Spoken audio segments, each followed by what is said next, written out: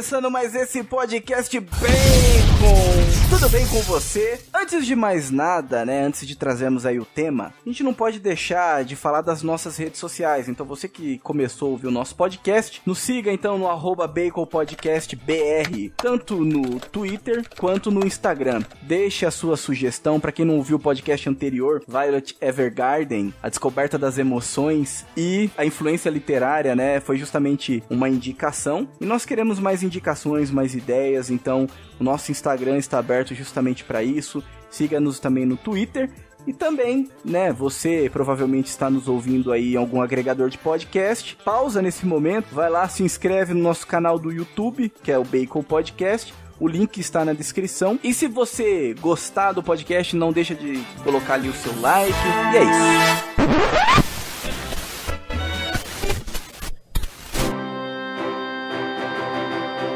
Bacon Podcast.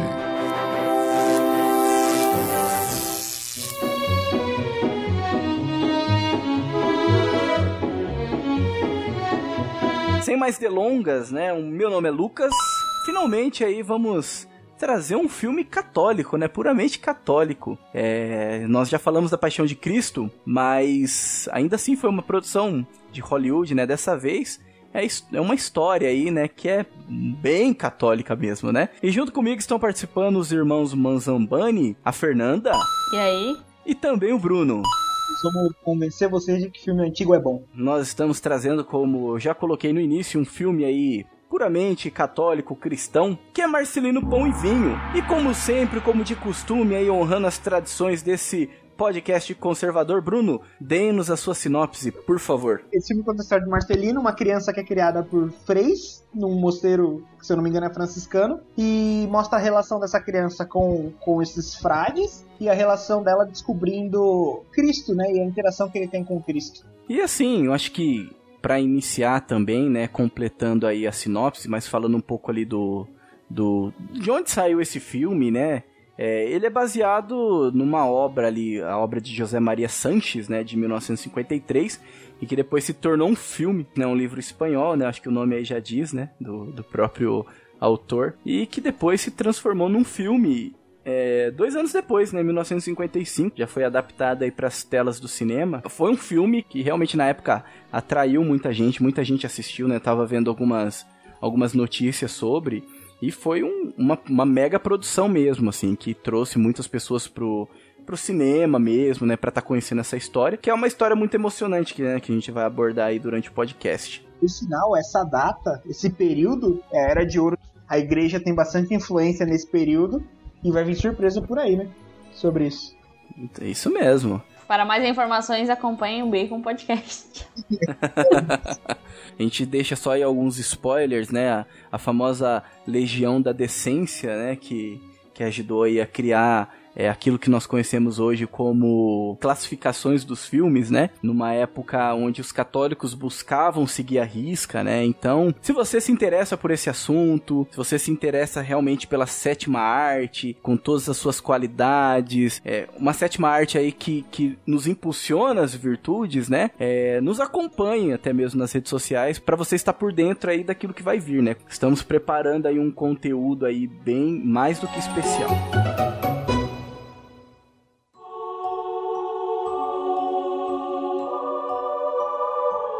E é um filme recheado aí de valores católicos, né? O fato de contar a história de uma criança, né? Você automaticamente já pensa, né? É um filme que vai trazer... É um filme que ele é representado de uma forma muito inocente, muito pura, né? E o que mais me chamou, assim, a atenção nesse filme foi justamente esse ponto da pureza e a relação que a pureza tem com a simplicidade, com a humildade. E eu acho que não é por acaso que Marcelino é criado por freis franciscanos, por 12 freis. Então tem toda uma construção simbólica, os 12, né, a representação ali dos apóstolos, né, os franciscanos. Então o filme ele já começa falando, né, que eles não tinham nada, tanto que eles ganham ali por enquanto aquele terreno e o material para poder construir. É interessante que o filme ele não começa, a história ela não começa já contando direto do Marcelino, mas ela vai te contextualizando, ela vai meio que criando um berço onde essa criança foi criada, né? E por isso que começa a falar desses franciscanos. Então por isso que eu acho que tem uma ligação muito clara entre inocência, pureza, humildade e simplicidade, né? Acho que nenhum desses pontos no livro, na obra, né, foram colocados à toa, assim, e que foi muito bem representado nesse filme. O filme começa, na verdade, não é nem mostrando os frades, mas mostrando também o próprio povoado, né? Então começa falando de que aquela região eles tinham retomado de volta para o território espanhol depois de uma guerra, enfim. E aí depois de mostrar a cidade, aparecem os frades que ganham do prefeito de lá, de um dos homens mais ricos do local, um terreno para construir o mosteiro. E aí mostra para a população da cidade ajudando a construir esse mosteiro para os frades, que é onde o Marcelino vai crescer e vai viver, né, durante a vida dele. E na verdade, o filme mesmo, o começo dele não é nem isso. Na verdade, é o futuro. É um dos frades contando a história do Marcelino Pão e Vinho para uma garotinha que está doente.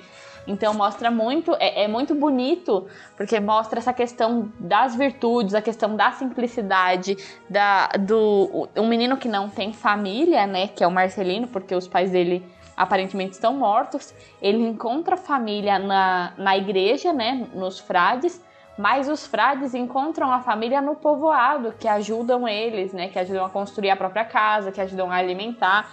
Então eu acho bonito de mostrar isso, né, que mesmo em uma história de um menino órfão, é possível encontrar valores familiares muito fortes e muito bonitos. A forma como os frades tratam o Marcelino é realmente como pais e mães, né? Tem um momento que ele fala: cada um de vocês, cada um dos 12 frades será o pai e a mãe do Marcelino. E a gente, durante o filme inteiro, a gente sente isso, porque a gente cria empatia por eles. O filme, ele é muito simples, mas ele é muito bem contado. Eu acho que isso me chama muita atenção, porque é muito diferente dos filmes de hoje, que tem muito corte, muita ação, e você precisa dos efeitos especiais para contar as coisas. Esse filme não. Esse filme, ele em falas simples, mas que são muito bem pensadas. Você vê a genialidade da obra e você vê os valores que estão sendo passados. Assim, durante todo o filme a gente vai percebendo esse tipo de coisa. É legal que antes mesmo de apresentar o Marcelino, que é o personagem principal do filme, que dá nome pra obra, já começa a cada cena, a cada narrativa, já mostrar alguma coisa desses valores, alguma coisa importante. Então, essa cena aqui, o frade, é muito legal porque mostra esse contraponto. Enquanto tá todo mundo indo pra festa, o povoado inteiro, o frade tá indo na contramão de todo mundo, saindo do mosteiro, que é onde tem a festa, pra ir atender um doente. Uma criança doente. E aí ele começa a contar a história do Marcelino nisso. E aí, quando começa a contar a história, mostra o quê? O povo que saiu da guerra, que conseguiu reconquistar o território, que lutou, batalhou por isso, e que faz o quê? Ajuda a construir o mosteiro. Então, quer dizer, não acabou ali. Eles podem fazer sempre mais. Eles retomaram, eles conseguem fazer mais. Como? Ajudando a construir. E aí os frades até falam, né? Esse não foi construído pela gente, foi construído por todos. E as pessoas até estranham, né? É legal que a cena mostra o estranhamento que causa quando ele fala que todo mundo construiu. E depois também o que? O prefeito antigo, depois mostra um outro prefeito que se torna meio que, até entre aspas, vilão, né? Mas esse prefeito antigo, que mostra o quê? Mais uma vez a caridade. Ele já tá ficando velho, no leito de morte, ele quer o quê? Que o mosteiro continue lá, continue ajudando a vila, continue ajudando a cidade. Ele queria que o terreno fosse doado. Então, vários pontos que vão mostrando não só os valores dos frades e do Marcelino, que vai ser apresentado depois, mas todo o ambiente que ele é criado. E aí quando ele começa a crescer, que mostra o Marcelino depois já com 5 anos, que a gente vai começar a contar a história dele, já começa a mostrar que a população, que a vila já começou a perder um pouco disso, já foi se perdendo. E aí que o Marcelino vai ser tão importante para retomar esse tipo de coisa. Esse contraponto é perfeito, ao meu ver, assim.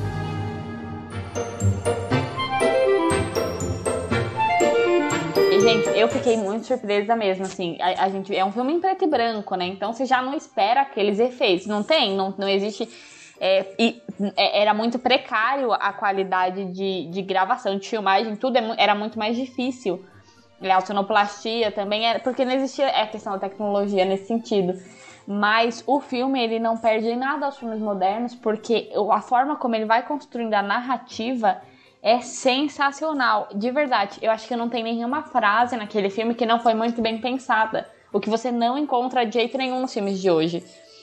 Hoje o filme ele tá muito mais baseado na imagem, do que na interação entre os personagens. E lá não, lá as falas, elas desvendavam muito dos significados ocultos e também os pequenos detalhes. Então, um jogo de luz. Tem uma hora muito legal que mostra que Jesus está descendo da cruz. Eu pensei, como que eles vão fazer isso aí, gente? Porque não tem CGI, né? Não vai rolar. Não existe isso ainda. Aí mostra a câmera descendo e Marcelino começa a sorrir. Então você entende, você não vê Jesus descendo da cruz, mas você entende que Jesus está descendo da cruz. E aí o Marcelino pega o que? A coroa de espinhos, assim, tipo, da câmera. Então é muito legal a forma como tudo é construído, como tudo é pensado, porque passa até com mais profundidade a sensação de que, de fato, Jesus desceu da cruz, Jesus pegou Marcelino no colo, Jesus comeu o pão, bebeu o vinho, conversou com ele, do que se a gente tivesse visto Jesus descer da cruz. Eu assisti o desenho, gostava muito do desenho quando era criança, e claro que o desenho não tinha a mesma profundidade, mas assim, no desenho o Jesus descia da cruz, mas não se compara o tamanho da profundidade de emoção que tinha nesse filme. Ainda usando também da música, né? Porque em todos esses momentos você tinha uma música clássica no fundo que sempre te tocava e dava norte. Então, dependendo da música que começava, você já sabia que ia vir um tipo de cena que era mais de susto ou que era mais emotiva. E tudo isso acho que contribui para mostrar que, de fato, o cinema ele é a sétima obra de arte mesmo, né? Ela faz parte das artes do belo. Eu sempre gostei muito de cinema, sempre gostei de filme, mas eu nunca vi o cinema dessa forma, como... É diferente você ver um filme, você ir num cinema, do que você ver uma pintura num museu. Mas vendo filmes assim, você entende que de fato ele é uma das 7 artes do belo, né? Me levou muito a pensar que talvez os efeitos especiais de CGI, né? CGI, sei lá como que as pessoas preferem que fale, que eles gostam. Mas o quanto essas fórmulas modernas, elas empobreceram o cinema. É muito mais do que isso. Pô, Shakespeare, ele é dramaturgo. Ele fez o que fez, ele é conhecido pelo que é, por criar peças teatrais. E o cinema, ele também é uma arte nessa pegada. E a gente não vê isso nas obras, com toda a tecnologia que tem, com todas as técnicas de filmagem, efeitos especiais, a gente não vê e não sente essa emoção que esse filme passa. Não tem mais a qualidade de roteiro e o pensamento que eles têm de produzir cada detalhe, de profundidade, né? Pra passar a profundidade, exatamente. Uma coisa que me chamou muita atenção é a cena em que a primeira cena que Jesus tira o braço da cruz, onde primeiro foca no crucifixo, Jesus de madeira, e aí a iluminação vai mudando, escurece o rosto de Jesus, aí a câmera vai indo pro braço dele com essa mesma escuridão, e o braço vai mexendo, porque agora já é um braço humano, que eles fizeram esse jogo de câmera e de luz. Pô, achei genial, e diria mais, se fosse um efeito especial moderno de CGI, não ia ser tão profundo. Então, as pessoas estão usando da tecnologia para facilitar a vida e estão perdendo a profundidade e o esforço que é a arte. Exatamente. Eu acho que é essa falta do esforço que acaba prejudicando, né? Porque por ser uma narrativa curta, por ser uma porém que é muito bem contada, né? Ela é curta, mas é muito bem contada. Os efeitos, eles são escassos, mas eles são muito bem colocados, né? Os diálogos, eles são muito bem... A forma que a câmera filma, tudo isso que vocês colocaram. Por quê? Tudo muito escasso, então vamos usar da melhor forma possível, né? Então daí que a gente vê a qualidade, daí que a gente enxerga a profundidade, que é uma coisa que falta muito hoje, onde tudo tá muito ali, muito fácil, muito tecnológico, sem precisar de grandes esforços, né? Grandes esforços humanos. Acho que são os esforços humanos que fazem o cinema a sétima arte. E mostra a importância de ter um roteirista, por exemplo, no cinema. Esses caras que escrevem, que roteirizam, que eles tinham uma importância extremamente maior do que tem hoje. Não que hoje não seja importante, mas hoje você pega esses filmes modernos, eles são frenéticos. Às vezes até falta fala. Tipo, muda imagem, muda som, muda efeito, muda luz o tempo todo. E falta as falas, assim. Claro que existem filmes com falas muito boas, com roteiros muito bons. Não é o foco hoje. Não é o foco, mas se não tiver, ainda dá pra fazer um filme que vai passar no cinema e vai arrecadar muito dinheiro. Antigamente, esse era o cerne do filme. Assim. Se não tiver isso, esquece, não existe filme. É engraçado, a gente falando disso, eu lembrei de uma aula minha que eu tive de registro visual e sonoro, um negócio assim, que a gente estudou um pouco sobre o cinema. E aí meu professor uma vez comentou exatamente sobre isso. Ele falou pra gente assistir alguns filmes alemão. Eu acho que se eu não me engano. Que ele uns filmes de terror, eu não assisti não, porque eu fiquei com medo. Mas que eram muito antigos. E aí ele falava que, como eles não tinham o orçamento, o efeito especial, a tecnologia, a produção tinha que ser muito mais inteligente, tinha que se pensar muito mais para fazer, para realizar determinadas cenas. E isso fazia com que o filme fosse muito mais profundo, né? Um filme muito melhor, assim, de forma intelectual, de forma artística, digamos assim. Porque exigia muito mais esforço, então tinha cuidado com cada detalhe. E você conseguia entender cada detalhe que não era falado, cada coisa que era mostrado só com um zoom num copo, com uma iluminação, com coisas assim. O que hoje, às vezes, a gente assiste o filme e a gente passa despercebido nos filmes novos, muitas coisas que os diretores e os roteiristas querem falar, porque a gente tá tão acostumado com essa velocidade frenética e de não prestar atenção nos detalhes que a gente já não pega. Então, eu falo por mim, assim, às vezes eu tô assistindo um filme, dependendo do filme que eu tô assistindo, eu tô mexendo no Instagram também. É impossível você assistir um filme antigo e mexer no Instagram, porque se você perder um detalhe, você vai perder o enredo inteiro. E hoje em dia não, você perde um detalhe, beleza, não sei nem quem é que falou, mas você consegue acompanhar. É muito diferente essa relação, e que eu vejo que é uma relação de um entretenimento que deixou de ser arte em muitos aspectos, a arte que eleva, a arte que transcende, a arte que mostra o belo, e se tornou não só um entretenimento, mas se tornou um negócio. Então fala-se muito, existe uma discussão entre o que é artes plásticas e o que é design. Eu sempre vi o design não como arte. Claro que você até pode fazer arte, mas o foco do design é ser uma coisa funcional que vende. E o cinema hoje em dia se tornou muito mais um design do que propriamente uma arte em muitos aspectos, né? Isso é muito triste. E nessa questão dos detalhes, vou fazer um comparativo com um filme super moderno, super tecnológico, cheio de efeitos, mas que tem muito disso também, e por isso que ele é tão surpreendente, as pessoas gostam tanto, que é o Inception, A Origem. É muito bom, inclusive. Pensando, querendo entender o que aconteceu. Putz, até vou dar spoiler aqui, quem não viu, sinto muito. Pula essa parte, dá uma pausinha. Putz, ele tava num sonho ou ele não tava num sonho no final? E aí você vai ler, você vai querer entender, e aí você descobre que, tipo, não sei se vocês sabem disso, mas que o peão não era o totem do cara. O diretor tava até falando, o totem é aliança. Se você começar a reparar, quando ele tá em sonho, ele não tem aliança. Quando ele tá na vida real, ele tem aliança. Ou o contrário, não lembro. E aí, tipo, você fala, cara, eu nunca reparei nisso. Que o totem era da mulher dele, ele carregava pra lembrar dela. Tem filmes modernos que assim, são sensacionais os detalhes, assim. Normalmente filmes que ganham grandes prêmios, coisas assim, quando eles não descambam, porque tem filme que é muito simbólico, mas descamba por uma ideologia que é só por Deus. Você tira tudo, sobra só a ideologia. Agora, por exemplo, Senhor dos Anéis é um assim também, mas por quê? Porque se você pegar o livro é cheio de detalhe, de simbolismo, que o cara tá falando da missa ali, no meio de uma conversa entre um elfo e um hobbit, entendeu? No livro. Hobbit mago. E aí o cara tá explicando a missa pra você lá. Então, assim, o livro é muito cheio de simbolismo, de simbologia, e o filme também tem muito disso. E acho que essa é uma das grandes graças do cinema, né? É o você falar sem falar, sem precisar falar, sem precisar pronunciar palavras. E o Marcelino Pão e Vinho tem muito isso, é muito legal.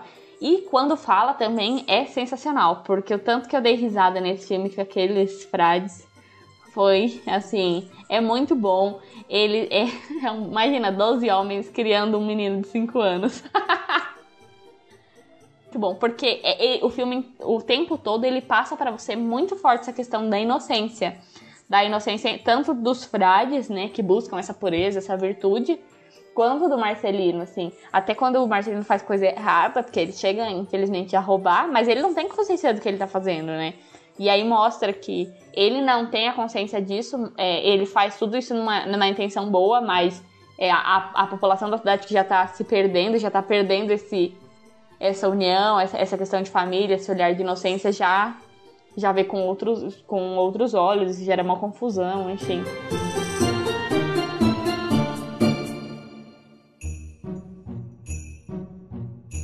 Pegando aí agora uma direção que vai falar aí um pouco mais sobre essa questão de tudo aquilo que o menino aprende, né, com os frades, né?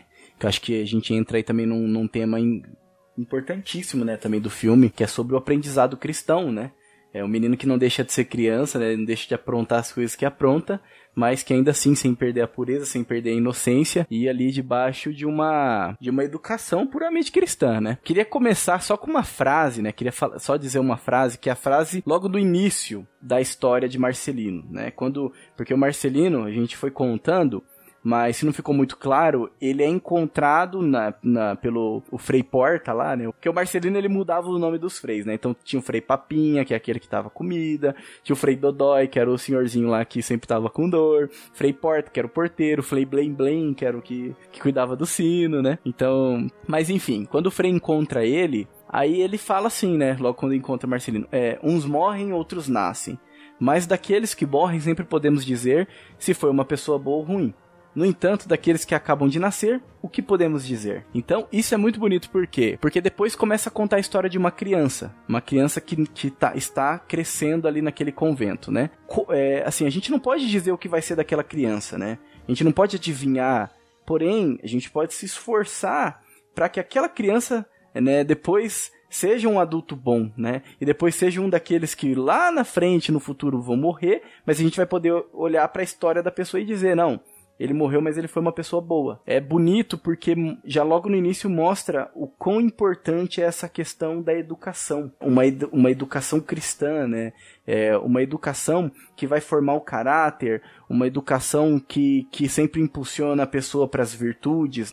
O que podemos dizer dessa criança? Não sei, mas o que eu posso fazer por ele, né? Aí depois isso aí a gente pode trazer não só para as crianças, mas também para nossa vida. O que eu posso melhorar, onde eu posso crescer, e é justamente isso. A vida, ela é um constante crescimento. Para que sentido que nós vamos crescer, né? Para que lado que nós vamos seguir? Nós queremos nos tornar pessoas boas, pessoas que fizeram a diferença, ou queremos nos tornar pessoas que as pessoas desejam esquecer? Então, eu acho que esse é um ponto ali crucial do filme.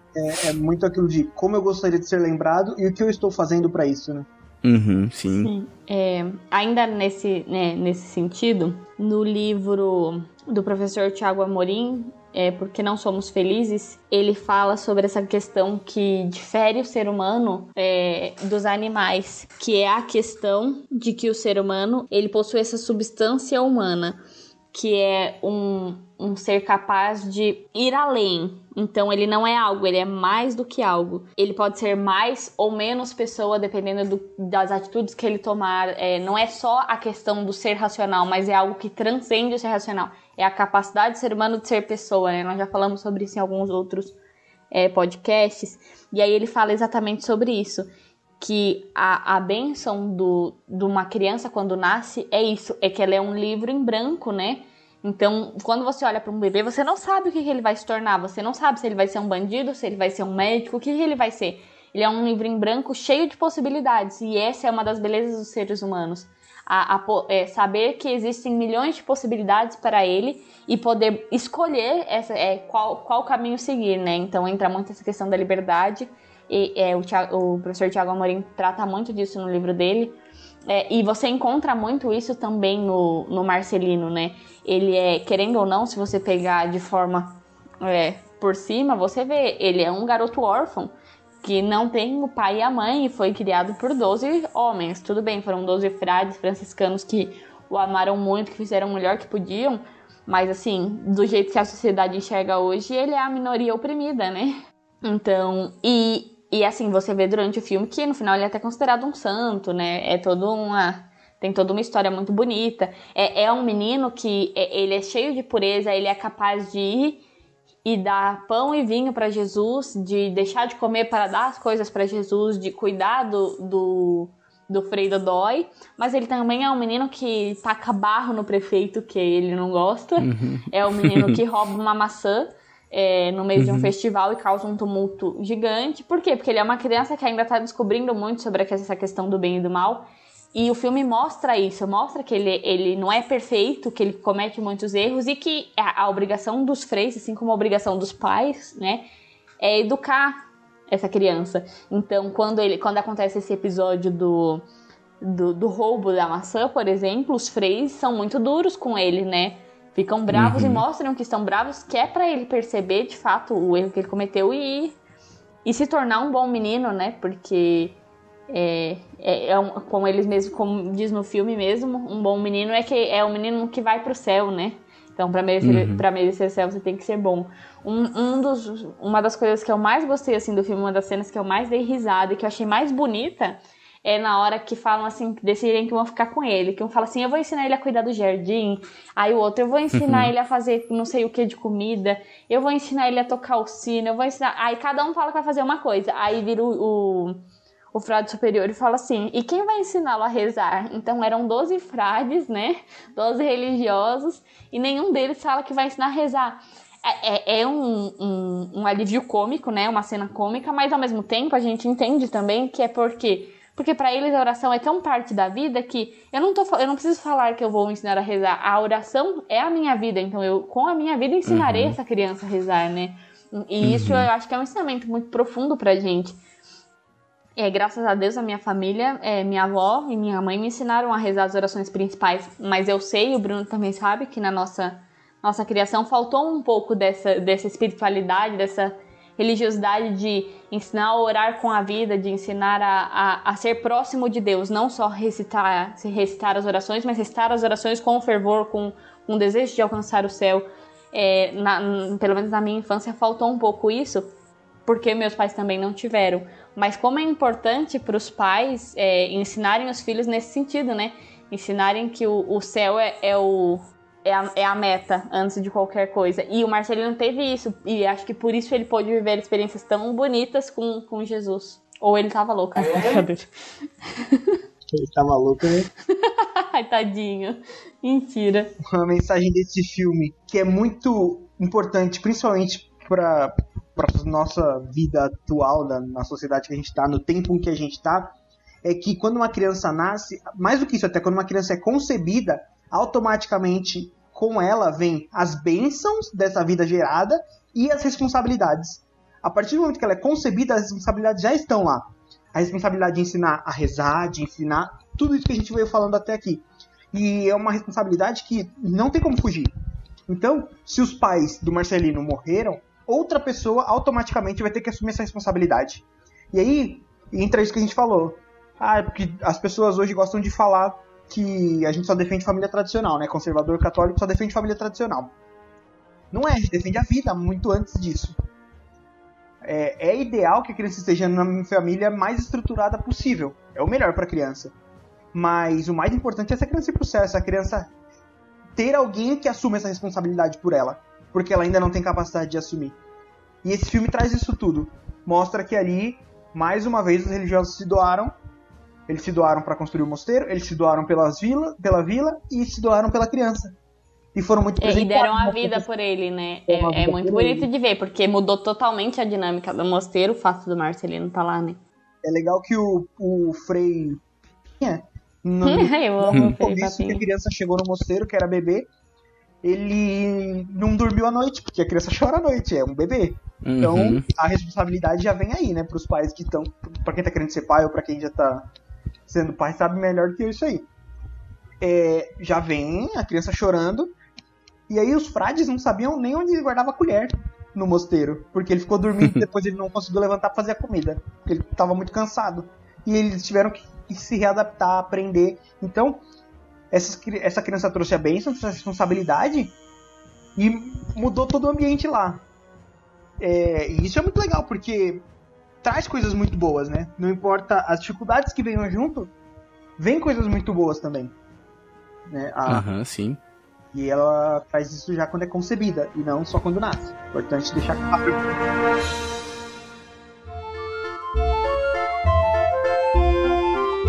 E é bonito quando a gente fala sobre isso, né? Eu acho que é impossível a gente não falar sobre o caminho de santidade. Que depois, o filme, ele representa isso tudo como uma criança, né? Uma criança que é como um livro ali em branco que a Fernanda bem colocou. Mas estamos em construção, né, o tempo todo. E o caminho de santidade, ele é para todos, né? Quando nós falamos sobre santidade, principalmente nós ali que também estamos no meio religioso, e se a gente vai falar isso com alguém que não tem uma experiência, né, que não está nesse mesmo meio, não está inserido nesse mesmo meio, causa um estranhamento, né? Mas a santidade é algo que é para todos. Podemos traduzir a santidade em uma busca em ser melhor, É claro que nós ali entendemos a santidade como uma graça de Deus também, a graça de Deus, essa busca aí para voltar, né, para aquilo ao qual nós fomos criados, né, a busca pela eternidade, pelo céu. Porém, assim, trazendo para o mundo, né, para o mundo concreto, o cotidiano de hoje, a santidade é justamente essa vivência no cotidiano, né? O viver cada coisa, como a Fernanda também colocou ali, quando os freis falavam o que eles iam ensinar pro Marcelino, e justamente é isso, é você viver bem aquilo que você faz, é você se dedicar bem naquilo que você faz. E eu acho que quando a gente fala sobre isso, caminho de santidade, é impossível também não citar São José Maria Escrivá. Quando ele vem falar que não é algo para privilegiados ou para aqueles que estão no meio religioso, mas a santidade é para todos. Ela não consiste em realizar coisas extraordinárias, mas em cumprir as coisas da vida com amor, os pequenos deveres de cada dia com amor, com dedicação. Então, é isso, né? Cada momento é uma oportunidade de se santificar, de ser melhor, de alcançar as virtudes, né? E o Marcelino mostra isso de forma muito clara, né? Uma criança de 6, eu acho, que tudo que ele fez foi viver a vida dele, brincar ali, até com um amiguinho imaginário, aprontou algumas coisas, mas no fundo, o que ele fez? Ele descobriu Jesus. Aqui eu tô contando o filme, tá? Então se você não viu, aqui vai um belo de um spoiler. Então ele descobre Jesus. Os frades falam pra ele não subir uma escada porque é perigoso. Porque tem o homem lá que se encontrar vai xingar ele, né? Um negocinho muito engraçado. E aí, mesmo assim, criança curiosa, com o tempo ele acaba subindo. E aí, chegando lá, é meio que um quartinho onde guardam várias ferramentas, várias coisas que podem machucar uma criança. Só que lá no fundo, ele também vê um crucifixo enorme, com Jesus crucificado. E aí, inicialmente, ele chega meio com medo. Só que aí, a hora que ele vê Jesus, ele começa a falar assim, ele tá com cara de triste, deve ser fome. Então já é a criança se preocupando, já é um primeiro passo de santidade, assim. Então ele vê aquele cara que era pra ele ter medo, e ele fez o quê? Se preocupou. Aí ele faz o quê? A próxima vez que eu vier aqui, eu vou trazer pão pra ele. Aí ele vai lá, busca pão e leva. E aí, que começa a acontecer? Jesus sai da cruz, come o pão. E aí, ele começa a voltar. Porque ele começa a gostar dessa vivência com Jesus. Aí ele vai levar vinho, aí ele leva pão, leva vinho. Depois ele, tá frio, tá chovendo, eu vou levar coberta pra ele. E aí ele começa a ter conversas, esses diálogos com Jesus, querer alimentar, querer cuidar. Quando ele tem medo, ele corre pra lá. Porque ele fala, vou ficar aqui com você, porque com você eu não tenho medo. Então, olha que descoberta de Deus. Olha como o caminho de santidade é uma coisa muito simples. É o se aproximar de Deus, é a intimidade com Deus com um diálogo natural seu. Então, no caso dele, era uma criança. Então, é um diálogo simples, puro, inocente. Então, se você é um adulto com suas dificuldades, com a sua vida, seu diálogo é outro. Mas ainda assim, a intimidade é o diálogo com Deus. E essa proximidade que fez com que, ao longo do filme, ele fosse se aproximando de Deus e ele se tornou o milagre daquele lugar. Então, até contando todo o final do filme aqui, espero que você tenha visto. Mas aí, com Jesus fala pra ele assim, olha, você cuida de mim, você se comporta e tal, você vem aqui, você é um bom menino. Então eu vou fazer alguma coisa que você quiser. O que você quer? É você, eu quero ver minha mãe. Porque ao longo do filme ele tem diálogo sobre mãe. Jesus fala da mãe dele. Nessa hora é a hora que eu falo assim, não, meu filho, pede pra ser frade, pede pra ser prefeito, pede qualquer coisa, não pede pra ver sua mãe, por favor. Mas ele não me ouviu. O que eu mais quero é estar com a minha mãe. E aí Jesus fala, mas parece que você tem que dormir. Aí ele fala, deita aqui no meu colo que você vai dormir e vai ver sua mãe. E aí Marcelino morre, contemplando Jesus. Ai. E esse é o milagre. Né, o final do filme. E é daí que surge a festa do começo, que o frade tá indo contar pra criança durante a festa. Porque todo ano, na data da morte dele, as pessoas vão rezar por ele, vão lá no mosteiro agradecer esse milagre. Então, aquela criança de 6 anos, que só soube amar Jesus e ser uma criança, causou tudo aquilo na vila. E isso que é a santidade. São coisas incríveis de pessoas que você nem espera só por amor a Jesus, só por amor a Deus. Se a gente pegar aqui na história dos santos, inúmeros fizeram isso, né? Vou citar o exemplo de uma santa que eu tenho admiração absurda, que é Santa Catarina de Siena. Era uma moça que com 6 anos ela viu Jesus e queria dedicar a vida inteira pra ele. Então ela prometeu ser virgem, prometeu se dedicar a ele. Ele foi pedindo coisas, ela morreu super jovem, 30 e poucos anos, se dedicando inteiramente a ele. E mudou a história da igreja. Ela mandava cartas pro Papa. Mas porque Deus pediu ela nesse ato de amor. E Marcelino é mais ou menos a mesma coisa. Sim. É só essa dedicação e essa entrega íntima a Deus. Uma frase, Bruno, resume muito bem isso, né? Essa busca, né, por esse caminho, né? Pela santidade, ou quem está nos ouvindo da forma que quiser falar sobre isso, bem maior, ser bom, né? Enfim. Mas no fundo é ser santo, né? Que é de São Francisco. O próprio São Francisco ali, o fundador da ordem dos franciscanos ali daquele convento. Começa fazendo o que é necessário, depois o que é possível, e de repente você estará fazendo o impossível. O necessário, aquilo que nos é necessário, aquilo que precisamos fazer na vida, né? Então isso se torna muito concreto a vida. Depois aquilo que é possível, aí entra a questão do esforço, entra a questão do sacrifício, entra a questão da doação, e que de repente você estará fazendo o impossível, né? Assim como Marcelino sentado no colo do próprio Jesus, né? Tipo, você tem que fazer primeiro o que é necessário. Então primeiro a gente tem que buscar o quê? A nossa salvação. Então, a primeira etapa é a salvação. A gente tem que buscar a nossa salvação. E depois o que é possível. Mas eu posso ir além. Eu posso buscar a salvação dos outros. Eu posso buscar a santidade. E aí depois o que é impossível, que é a graça de Deus, que vai te conceder isso. Você não alcança nada sem a graça de Deus. E aí ela é muito mais daquilo que você podia imaginar. Então é muito legal, né? Que é o que a gente vê com o Marcelino também. E o filme, gente, ele é muito bonito. A gente pode ficar aqui horas falando e que a gente não vai chegar a 10% da profundidade do filme, porque realmente é muito profundo. Mas me chamou muita atenção porque, de fato, ele vive aquela passagem, né? O Marcelino vive aquela passagem de estive com fome, me deste de comer, estive com sede, me deste de beber, estive nu e me cobriste. Então, todos os atos de amor do Marcelino para Jesus foram esses. Então ele foi e falou assim, a primeira coisa, acho que ele tá com fome porque ele tá magro, vou dar um pão. Vou dar o vinho também, porque ele deve estar com sede. Ele falou assim, não sei se você vai gostar, porque é ruim, mas os freios falam que é bom pra aquecer. Porque o Marcelino é uma criança de 5 anos, óbvio que não vai gostar de vinho. E aí depois ele fala assim, acho que você vai estar com frio, né, porque tá frio, então vou pegar mais uma coberta pra você. E vai lá e pega uma coberta e dá pra Jesus. E vai criando, são esses pequenos gestos, e eu acho que são esses pequenos gestos de santidade mesmo, que mostram que, assim, todos nós somos capazes de fazer, né? Não é que ninguém, são coisas grandiosas e difíceis, não, esses pequenos gestos de amor qualquer pessoa é capaz de fazer. Desde uma criança de 5 anos até adultos, e aí entra muito na Pequena Via, que é o caminho de santidade de Santa Teresinha, né, que é o amor nas pequenas coisas, e que o filme retrata de forma, assim, muito simples e muito bonita. E um outro ponto do filme também que eu achei, assim, não tem tanto a ver, mas é muito bonito e eu gostaria de falar, é sobre a questão das mães. Quando o Marcelino, uma das conversas lá, se eu não me engano, é na parte que ele está doente, que falam da mãe, ele fala assim... Ele pergunta se a mãe dele era bonita. E aí fala assim, com certeza sua mãe era bonita, porque nenhuma mãe é feia. E ele fala assim, mas depois que fica velha? Ela fica enrugada, mas feia jamais, porque as mães sempre são lindas. E aí depois fala, em um frei fala, as mães sempre vão para o céu. Porque a mãe que dá a vida, ser mãe, eu acho que é um dom muito grande, né? A maternidade, a possibilidade de gerar a vida e de dar a vida por um filho, eu acho que é uma das maiores bênçãos que Deus pode dar para uma pessoa. E uma mãe que ela cumpre de fato essa vocação e ela gera a vida e ela dá a vida pelo seu filho, ela vive pelo seu filho, ela de fato se torna santa. Então é uma responsabilidade. Não existe uma mãe que seja uma mãe verdadeira que não vá para o céu. Mas também é uma responsabilidade muito grande. Porque a mãe que ela não cumprir o seu papel como mãe de verdade... Não vai ser o céu que ela vai conseguir, viu? Vai ser exatamente o outro lado. Então é muito sério.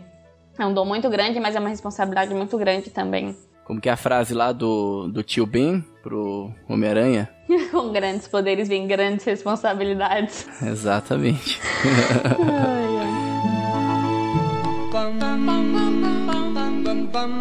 Muito bem, então vamos entrar no final do nosso podcast, nessa parte final, que são as votações, né? Eu vou começar com a minha nota. E pra esse filme, foi a terceira vez, eu acho que eu assisti, terceira ou quarta vez. Como a gente já colocou, uma narrativa simples, porém assim, muito delicada, muito profunda, né? A história ali te remete a algo transcendente também, né? Por tudo, né, que esse filme demonstra, até mesmo por todos os valores que ele demonstra, a minha nota não poderia ser menor do que Picanha Bacon, né? Essa vai ser a minha nota 5. Por favor, Fernanda, qual que é a sua nota pra esse filme? Não, eu acho que é vegano, porque ele morre. Não, mentira. Eu fiquei triste mesmo que ele morreu, de verdade. Porque eu não sabia, não tava esperando no desenho, ele não morre, entendeu? E eu assisti o desenho, eu tava baseada no desenho quando eu assisti. E na minha inocência infantil, achei que seria igual. Mas não, ele morre no final. Foi muito bonito, assim, foi muito poético, ele morrer nos braços de Cristo crucificado, enfim. Foi muito legal, porém eu fiquei triste, assim, quase chorei, né? Mas tudo bem. Mesmo assim, acho que por isso também, né, e por todo o resto do filme, eu acho que não tem como dar menos que Picanha Bacon, porque o filme é sensacional. Muito bem, nota 5 aí também da Fernanda. E Bruno, pra finalizar esse podcast, qual é a sua nota? A gente já falou muito bem do filme aqui o tempo todo. Eu falei que ia convencer os ouvintes de que filmes antigos merecem ser assistidos. Então, mais que possa parecer algo que diminui o valor do filme, mas muito pelo contrário, mostra que o filme é muito melhor. Imagina com a tecnologia de hoje, se eles fossem refazer um filme desses. Talvez pudesse, né, tocar muita gente, alcançar muitas pessoas, se saísse, né, como produções assim. Essas produções, né? E por esse motivo, eu também vou dar Picanha Bacon. E até falar pra Fernanda, que um bom filme católico normalmente tem que terminar com morte, né? Porque pra alcançar o céu você precisa morrer. É verdade, mas é porque morte de criança, gente, é muito difícil. Porque criança, tipo, você pensa assim, tem a ver. O santo, não. Primeiro que o santo você já assiste sabendo que vai morrer, né? Mas é diferente. A criança, você pensa assim, poxa, gente, que 5 aninhos, tinha a vida inteira pela frente, podia já brincar de barro pra caramba, ele e o Manuel. Se fosse o Frei Dodói, tudo bem, né? Mas eu esperei o Frei idoso, Dodói. Eu esperei o Frei Dodói, né, morrer o tempo todo. E ele não morreu. Ia ser triste, mas ia ser esperado, porque a vida é assim, faz parte do ciclo natural, né? Porém, triste demais, fiquei. Muito bem, então acredito que seja isso aí. Então finalizamos aí com a nota máxima, né? Nota 5 aí de todos, né? Picanha Bacon de todos. Fica aí a nossa recomendação pra esse filme. Se você ainda não assistiu, espero que já tenha assistido, né? Depois de tanto spoiler assim na cara. Mas, como o Bruno já disse, assista outros filmes antigos, né? Filmes católicos também. Filmes aí que também marcaram épocas, né? No cinema. Muito bem, obrigado aí pela sua companhia, por nos aturar até esse momento. Fique com Deus e que a força do bacon esteja com você.